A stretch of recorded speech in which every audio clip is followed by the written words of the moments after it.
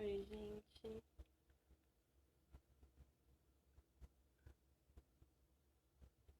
Oi, o pessoal tá entrando aqui.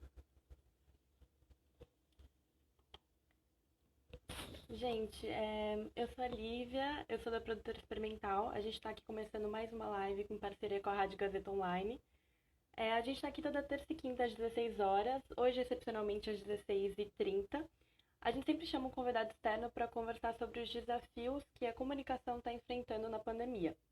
Então, se vocês perderam alguma live que a gente já fez, têm interesse de ver, vão lá no YouTube da Rádio Gazeta Online. Bom, vamos começar aí falando dessa live que vamos ter hoje.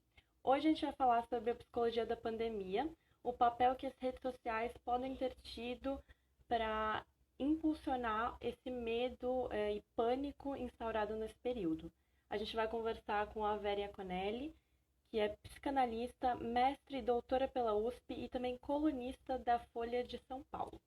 Eu vou convidar a Vera para participar da nossa live. Espera só um minutinho. Aqui.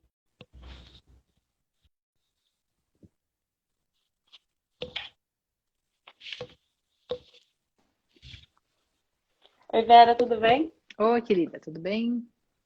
Tudo certo. Tá me ouvindo bem? Tô Bem? te ouvindo perfeitamente, você tá me ouvindo também. Isso. Bom, Vera, essa é a primeira pandemia que a gente está enfrentando nesse contexto de redes sociais e internet. Então, eu queria saber o que você acha que diferencia essa pandemia das outras, considerando isso. Olha, as pessoas têm usado uma expressão que é uma pandemia e uma infodemia, né? A gente tem Uhum. esse excesso de informações e realmente existe uma associação entre o excesso. Desculpa, Vera, eu tô tendo uma dificuldade de te ouvir, não sei se sou só eu aqui. Pode voltar um pouquinho a sua resposta? Caiu. Isso, agora eu tô te ouvindo. Tá me ouvindo? Que interessante, caiu Tô. o sinal do fone. É, sei que ele pirou aqui. É. Mas agora você está me ouvindo? Isso, pode começar de novo. Então estou sem fone. É, Bom, o que acontece é que quando a pessoa. A gente tem que ter medo para enfrentar situações, senão a gente não fica esperto com o que está acontecendo. Uhum, Mas o sim. pânico é já um medo exacerbado e que não é funcional, porque ele te paralisa ou te faz tomar decisões não muito acertadas, porque você não está pensando direito, vamos dizer assim, você está muito Uhum, tomado afetivamente, né? E as informações em excesso, elas vão nos afetando profundamente. Então, você pode passar um dia ali nas suas atividades, mesmo cuidando da tua vida, e de repente vem aquele mundo de informações que acelera a tua sensação de medo e de insegurança. E a gente tem que lembrar também que existem informações que são fake news, por exemplo, né? Uma série de informações que são feitas mesmo sim. para provocar esses afetos, para criar audiência ou para outros interesses escusos. Então, além de tudo, existe a qualidade das informações. E a gente tem, Uhum. né, psicologicamente falando, uma certa fantasia de que se a gente souber bastante coisa do que está acontecendo, a gente vai conseguir prever, planejar, controlar. Isso é uma fantasia bem da nossa época, né? Então, se você juntar Uhum. tudo aí, você tem um certo caldo de cultura que promove esse pânico e essa infodemia. Você falou das redes sociais e já tem estudos até que mostram que as redes... desculpa, você falou das fake news e tem estudos que mostram que essas notícias falsas têm um poder de propagação até 6 vezes maior do que as notícias verdadeiras, né? Que Por fantástico. que você acha que... Sim, então, esse estudo foi especificamente feito pela Science em 2018 e Uhum. eu queria saber o que você acha que motiva as pessoas a compartilharem essas notícias que claramente parecem um pouco sensacionalistas, né, sem fundamento, e também qual que pode ter sido o papel dessas notícias falsas em meio à pandemia para gerar esse pânico. Então, é muito interessante, porque realmente as notícias sensacionalistas, elas são feitas com esse intuito mesmo, de chamar a nossa atenção, de nos capturar, Hum, e elas vão nos capturar pela emoção, porque uma notícia que implica em você ler, tem dados, e você tem que tirar suas próprias conclusões, e que não é tendenciosa, ela te obriga a participar e julgar. Enquanto que essas, elas já vêm, as fake news, elas já vêm com o julgamento pronto, elas já são uma grande opinião jogada na tua cara, cheia de pegadinhas para você se entreter, e também elas acabam funcionando porque elas fazem com que a gente esqueça um pouco da gente mesmo e das nossas questões, dos nossos problemas, e fique totalmente voltado para fora. Então, o que te interessa que a Meghan casou com o príncipe? Na tua vida não vai mudar nada, você não vai virar princesa da Inglaterra, não vai acontecer nada na tua vida.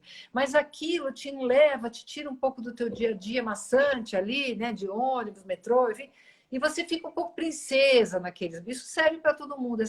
Essas notícias, elas tiram um pouco também a gente da nossa banalidade do dia a dia, mesmo que sejam notícias ruins, que você fala, nossa, aconteceu essa desgraça, mas é longe de mim, eu estou seguro aqui. Então tem todo um mecanismo psicológico que é usado por essas fake news e que faz uso das fake news também na nossa vida. Especificamente, assim, você deu um exemplo que é mais de cultura, né? Essas fofocas, assim, que também são fake news que podem se propagar muito. Mas tem até umas fake news, por exemplo, um exemplo que a gente teve agora durante a pandemia foi no Irã. Circulou uma fake news de que a bebida alcoólica poderia curar a bebida alcoólica poderia curar o coronavírus. E aí no Irã, não sei se todo mundo sabe, mas é proibido a venda e também o consumo de bebida alcoólica. Então lá as bebidas alcoólicas que tem são contrabandeadas e muitas vezes mistura muita coisa, é até perigoso tomar. Então muita gente acabou ingerindo quantidades absurdas e até morrendo por causa disso.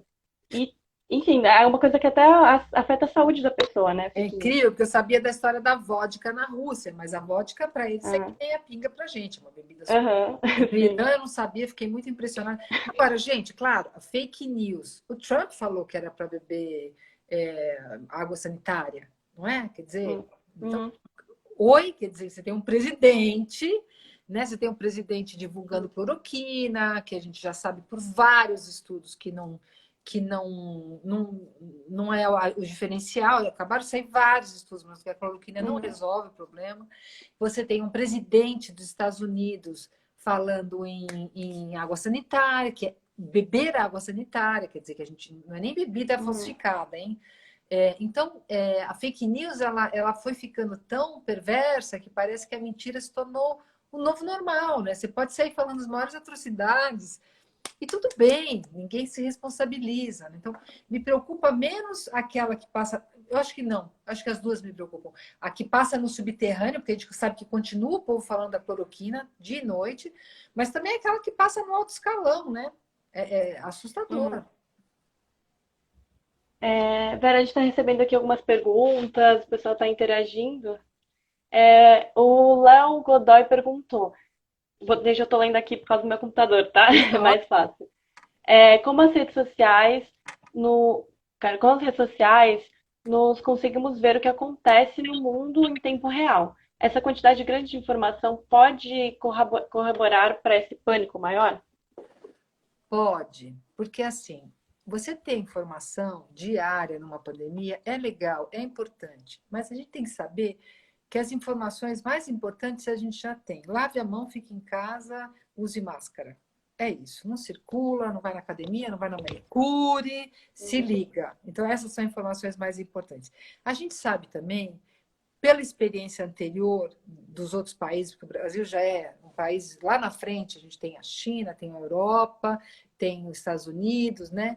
E na Europa, cada país viveu uma coisa bem distinta. Então, a gente sabe que essa curva trágica vai aumentar e a gente vai ter mais mortes, mas ela vai cair. Então, não adianta também você ficar todo dia contabilizando mortes, você precisa saber, porque a gente precisa saber a curva, mas não para ficar se alimentando de uma informação que não vai te ajudar em nada. Tem coisas nas informações que elas não te promovem nenhuma nova ação. Então, as informações elas têm que nos dirigir para a gente saber o que está acontecendo no mundo, para a gente até se organizar. Olha, a curva está descendo, a curva está subindo, é hora de sair de casa, não é hora de sair de casa. Fora isso, é um tipo de escapismo, um escapismo muito mórbido, né, de ficar lá atrás de informação, um pouco para não pensar na própria vida, um pouco para tentar controlar o incontrolável. Então, elas são tóxicas, sim, e elas aumentam a ansiedade. Eu tenho atendido meus pacientes normalmente durante a pandemia, virtualmente. E todos relatam, cada um do seu jeito, com a sua história, com a sua experiência, como a informação tem. Às vezes quebra um dia que vinha super bem, estava tudo ótimo, de repente entrou aquela coisa assim, é, super desorganizadora. Por exemplo, né, esse diz que diz do governo é muito desorganizador, gera muita ansiedade. Um fala uma coisa, outro fala outra, aí sai churrasco no meio da quarentena. Essas coisas criam uma sensação muito forte de impotência, muito medo e não ajuda ninguém. Então a gente tem que fazer uma curadoria da informação. Sim. Gente, vocês podem continuar mandando suas dúvidas aqui, suas perguntas. Eu trouxe aqui um caso também específico que aconteceu na Itália no começo de março, mas que acho que exemplifica bem o comportamento humano e como eles podem também se replicar em outros países. No começo de março, na Itália, o governo italiano ia decretar o lockdown, só que antes que eles pudessem decretar de forma oficial, a mídia acabou vazando essa informação, que gerou um pânico na população e muita gente foi do norte para a Itália para o sul, fazendo exatamente o oposto do que o governo previa, né? Porque o lockdown é o bloqueio total de uma área, no caso do norte, que era onde estava acontecendo a maioria dos casos. Ao que você atribui reações como essa? Olha, as pessoas elas podem entrar em pânico. Eu acho que a gente não pode esquecer que existem alguns povos que viveram situações que a gente não tem na nossa história, né? Como guerras e que são muito terríveis mesmo. E tem uma questão de poder confiar no próprio governo. Não é todo país que os sujeitos confiam no governo, a gente percebe isso. Existem governos que já deram mancadas em outros momentos. Então, essa tendência também de responder imediatamente é uma tentativa de sobrevivência, não é? É um movimento para, bom, deixa eu ver o que eu posso fazer para sobreviver. É uma coisa que é muito importante, por exemplo, em algumas situações, você está num prédio pegando fogo, você vai esperar até quando para sair, né?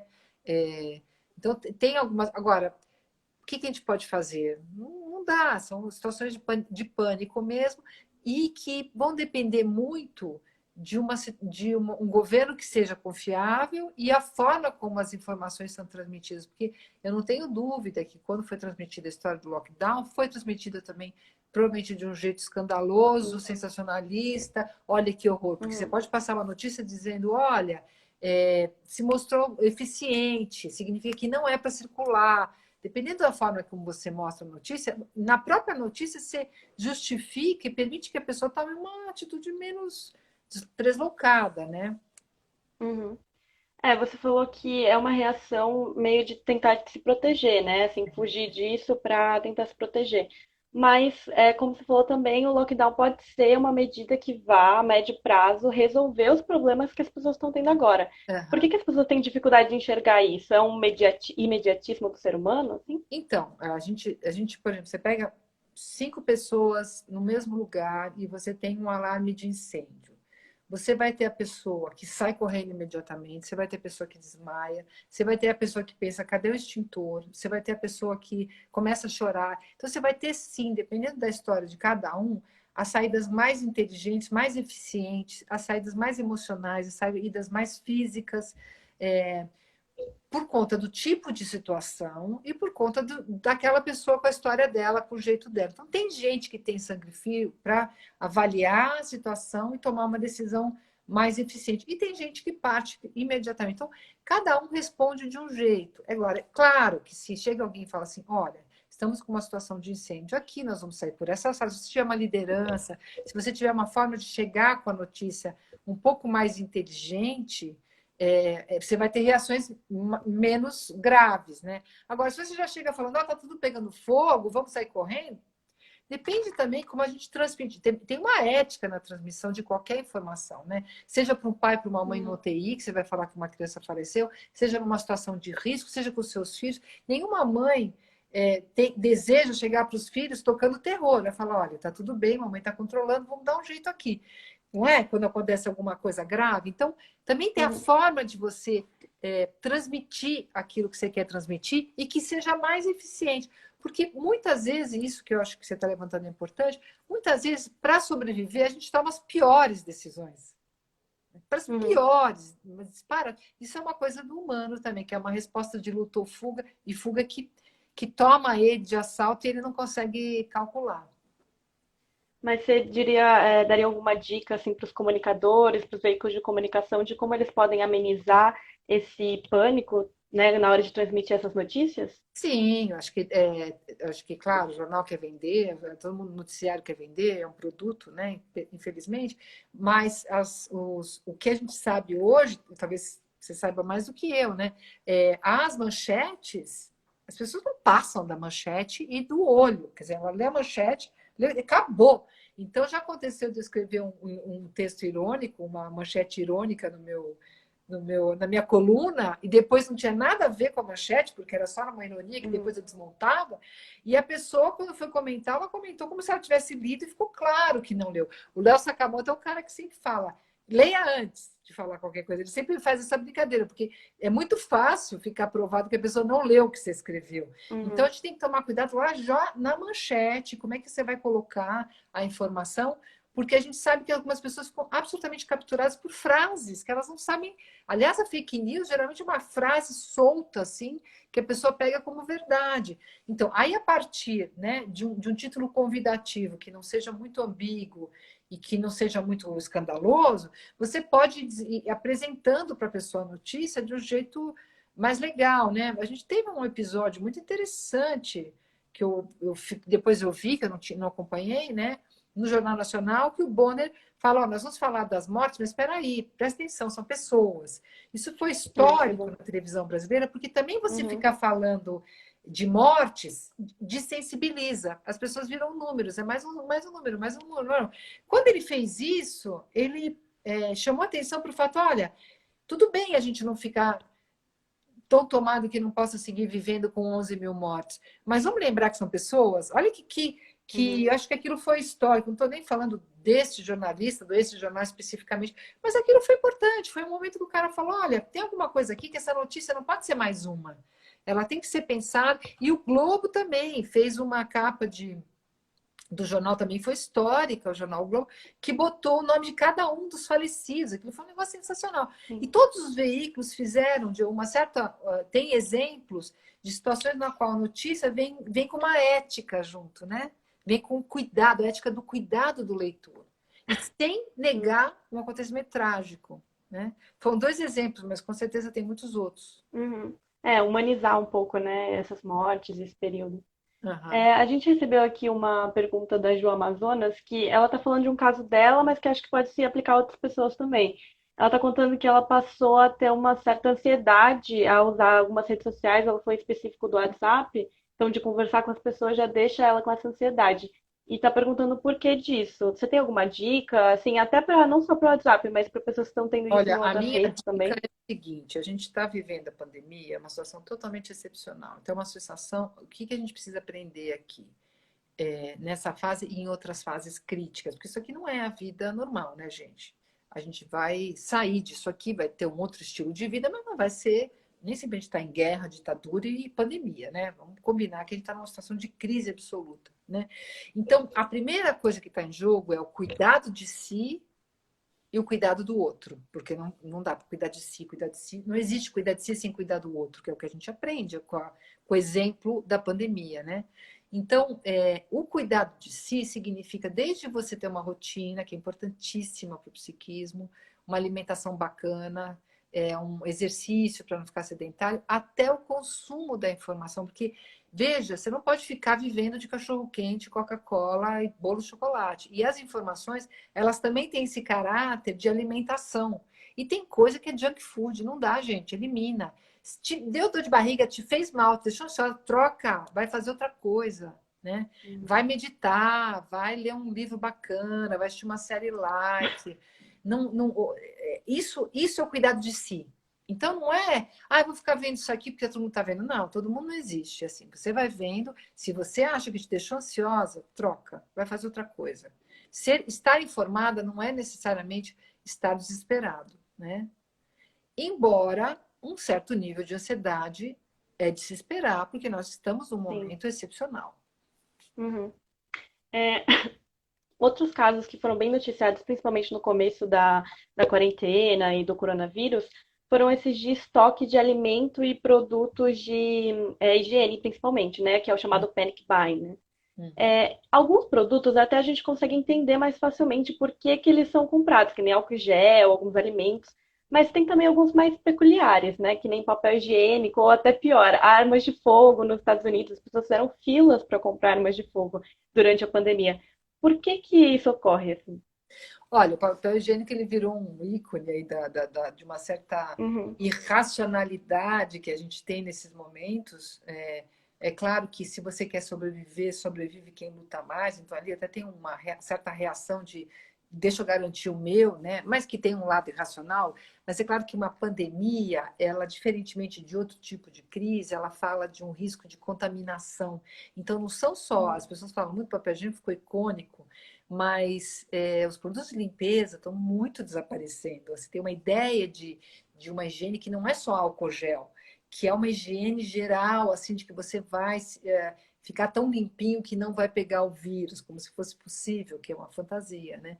Então também tem a ver com o tipo de ameaça invisível que a gente está tendo e que faz com que a gente tente estar o mais limpo possível. Bom, a coisa que no nosso corpo soa mais suja são as fezes, urina, né? A urina nem é suja, mas soa como.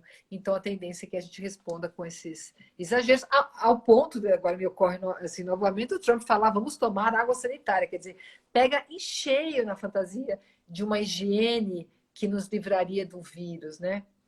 uhum, É uma loucura isso.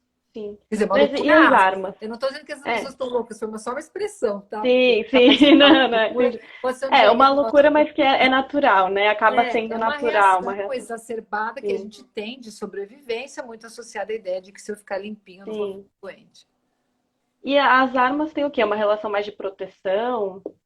Onde é que você coloca as armas? Porque as armas são um tema muito importante para a gente hoje. O aumento do É consumo de porque armas teve. vem com a ideia da Isso, é. economia.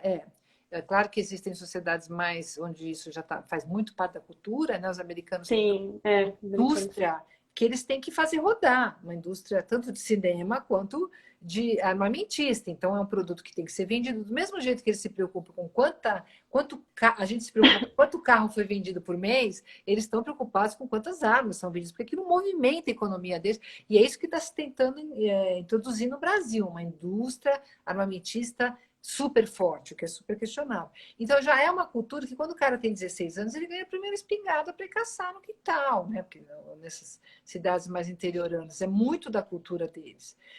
Uhum. Mas essa ideia de que a economia vai ruir de uma tal forma que eu vou ter que defender a minha casa como um bunker, né? Então essa é um pouco essa fantasia de que a luta de classe vai acontecer agora por conta da derrocada econômica, né? Eu vou me defender do outro. O outro, ele se tornou uma grande ameaça, é o outro que vai me passar o vírus. E como esse outro ele Uhum. não dá para reconhecer, então eu vou ter que nomear, ele é o chinês, é o fulano, é o médico. Quantos médicos não estão sendo hostilizados, né, nos seus condomínios? Então, é, existe essa coisa de risco de que o outro seja um perigo e essa fantasia de que então armado eu vou me livrar. São todas fantasias de sobrevivência que acabam criando mais problema do que o próprio vírus. Você está recebendo alguns elogios aqui e também alguns elogios para nossa entrevista. O Alberto falou: ótima entrevista. Tem várias pessoas aqui que são fãs do seu trabalho. Gente, continue mandando aí seus comentários, reagindo.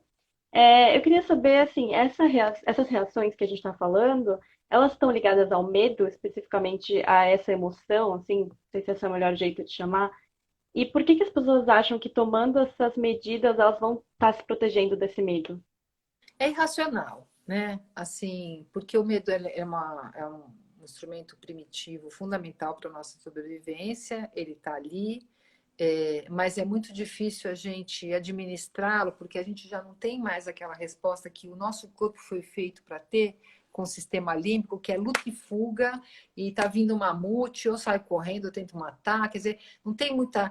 Hoje, por exemplo, você bate o teu carro, A vontade que você tem no teu corpo é igual ao do homem primitivo. É a vontade de você sair e socar muito o cara que bateu no teu carro, mesmo que você que tenha batido nele, aquela adrenalina sobe toda e você tem aquela reação igualzinho o homem primitivo tinha. Só que a gente vive numa outra cultura. Então a gente fez todo um trabalho para elaborar isso daí. E em vez de socar o cara, você dá o seu cartão e fala, me liga que depois a gente vê. Não é isso? Quer dizer, esse gesto, que não é. Inclusive, a gente tem gente que sai do carro e sai matando e batendo e acontecendo. Então, esse controle, a adrenalina, você está invadido de adrenalina, uma raiva lascada, mas você sai e conversa com a pessoa civilizadamente. São todo um processo de lidar com os próprios afetos, de pensar 10.000 vezes, de se organizar e resolver.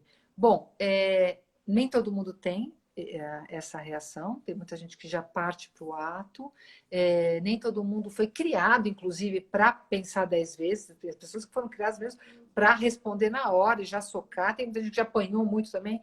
Então, as pessoas reagem conforme o background dela, mas, vamos dizer, instintivamente mesmo, como seres humanos, o corpo da gente está feito para ou sair correndo ou bater, né?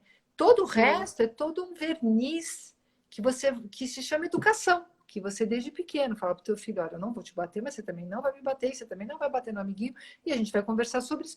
Trabalheira, né? Trabalheira para o cara ir organizando essa relação com esses afetos que nos tomam. Só que em algumas situações limites, a gente pode se ver fazendo coisas que a gente não esperava, né? Ou algumas pessoas sempre respondem de um jeito louco, né? Eu estou dizendo de louco, assim, meio instintivo às situações do dia a dia. Não tem verniz nenhum, né? Sim. Vera, para finalizar aqui, eu queria saber como que a gente pode fazer para ter um uso mais consciente das redes sociais, de forma que a gente divulgue essas notícias sobre o coronavírus, que são importantes, mas amenizando esse pânico e não alimentando ele. A gente acho que deu uma travadinha aqui na conexão. Esperar um pouquinho. Deixa eu ver os comentários de você. Olá, Virei fã da Vera desde que vi na voltei, CNN. voltei, Oi! voltei. Ó, eu tô lendo Pergunta alguns derradeira. comentários aqui. Tô lendo alguns comentários aqui, ó. A Fábio falou, virei fã da Vera desde que a vi na CNN. Vi na entrevista da CNN também. A Ana falou, Vera maravilhosa. Muitos elogios. Acho que deu uma travadinha de novo aqui. Obrigada. Vou esperar aí nossa Deixa eu conexão. tentar responder essa pergunta. Posso tentar responder essa última pergunta que você fez? Sim, não. Só tava esperando você voltar. Pode Isso, falar. isso. Assim, o que eu acho que é importante, né, é que a gente não pode esquecer que por mais difícil o período que se vive, é verdade, ninguém está assim, disfarçando, se disser das coisas boas também, né? Porque um momento de crise, ele tem do pior ao melhor, né? Você tem desde cenas grotescas,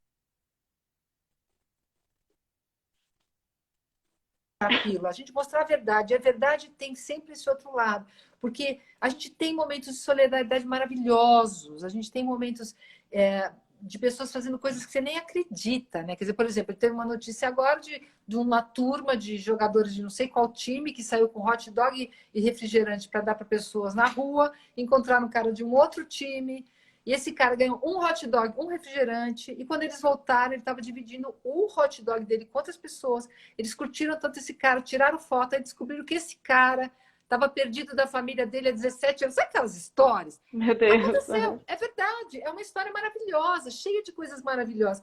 Isso também tem que ser contado, isso também é notícia. Então a gente vai falando das duas coisas, é verdadeiro e traz esperança, porque nem nada é totalmente ruim e nada é totalmente bom. A gente vai com tudo junto. Sim. Trazer um certo equilíbrio, né? Sim, sim. Tem alguma coisa que eu não abordei aqui que você queria acrescentar? Acho que não, adorei as tuas perguntas, foram Ai, ótimas. que bom. Agradeço a entrevista. Eu E que agradeço você. Acho que foi bem esclarecedor, né? Deu para espero- entender bem, eu acho. Bom, eu queria agradecer também quem participou aqui, mandou as dúvidas, interagiu com a gente. Lembrando que a gente volta na quinta-feira com uma outra entrevista, também às 16 horas. Se Se vocês querem acompanhar essa desde o começo, vai ficar aqui salvo também 24 horas, mas ela vai ainda hoje para o canal do YouTube da Rádio Gazeta Online. Vocês podem ver as outras que a gente fez também. Bom, Vera, muito obrigada mais uma vez. Eu que agradeço e parabéns aí pela iniciativa de vocês e pelo convite, tá bom? Obrigada. Tá bom, obrigada. Tchau, Vera. Tchau, gente. Tchau, tchau.